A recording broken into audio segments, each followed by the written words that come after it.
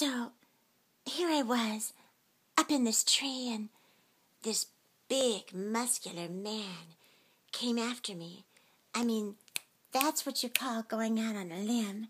It was amazing. He had big, muscular arms.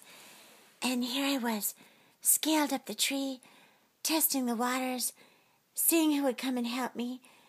And all of a sudden, here he came with these big, muscular arms. He almost glided like a monkey.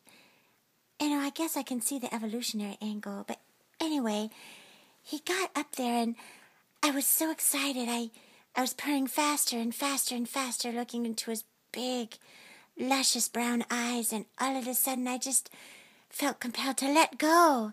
And I let go. I fell through the air into his big arms, and I think I scratched his cornea. But anyway, it was so amazing.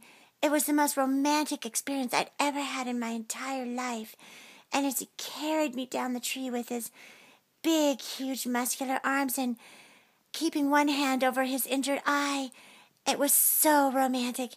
He got me to the bottom, down to the ground. He let me down so softly, and as they took him off on a stretcher to the hospital, I couldn't help but think I'd had the most romantic and fantastical experience I'd ever had in my life.